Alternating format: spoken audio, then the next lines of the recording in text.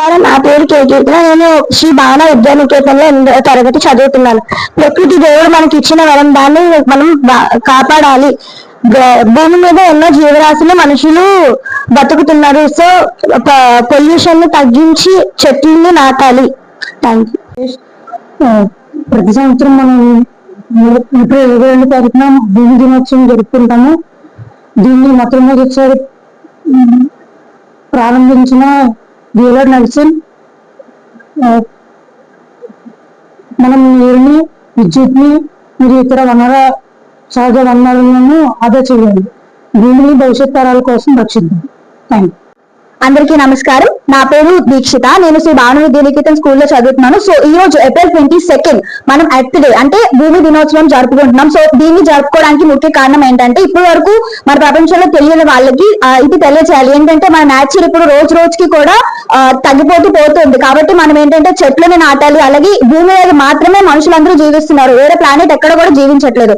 కాబట్టి ఈ భూమిని మనం రక్షించుకుంటే మనుషులు ఇంకా బతకడానికి వీలుంటుంది. అలాగే బర్డ్స్ కూడా వాటర్ లేక చాలా మట్టుగా చనిపోతుండే. ఇవి మనకి హెల్ప్ చేయాలన్నమాట. మన స్కూల్ ఫ్రెండ్స్, మన స్కూల్ ఫ్యాకల్టీ వాళ్ళతో హెల్ప్ చేయాలి. అలాగే మనం తిన్న సీడ్స్ ఏమైనా ఉంటే ప్లాంట్స్ వేయాలి.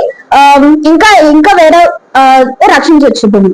నమస్కారం, నా పేరు జి సంతోష్ ధరణి. నేను శ్రీ భావన విద్యానికేతన్ పాఠశాలలో 8వ తరగతి చదువుతున్నాను. ఈరోజు భూమి దినోత్సవం. విశ్వంలో ఒక భూమి మీదే మనుషులు ఇంకా జీవరాశులు అన్ని బతుకుతున్నాయి.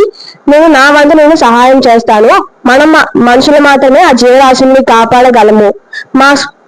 నా ఫ్రెండ్స్ అండ్ నా స్కూల్ ఫ్యాకల్టీ అంతా మా వంతు సహాయం మేము చేస్తాము. ఈరోజు భూమి దినోత్సవం నిర్వహిస్తున్నాం. భూమి దినోత్సవం అంటే భూమి పండుగ కాదు, భూమి మీద ఉన్న సమస్త జీవరాశిని కాపాడుకోవాలి అని ప్రపంచానికి తెలియజెప్పే రోజు.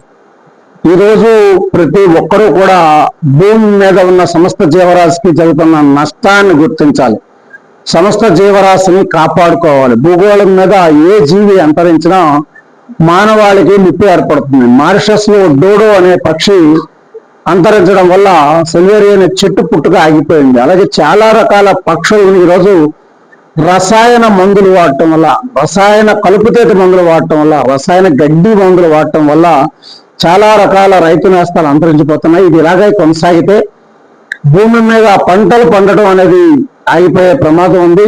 చైనా పిచ్చుకలు ఒకసారి గుర్తు చేసుకోండి. మన దేశంలో కూడా అన్ని రకాల పక్షి జీవుల్ని కాపాడుకోవాలి. భూమి మీద ఏ జీవి అంతరించినా దాని నష్టం మానవాళికి అన్నది గుర్తుంచుకొని భూమి దినోత్సవాన్ని ఘనంగా నిర్వహించాలని కోరుతున్నాం.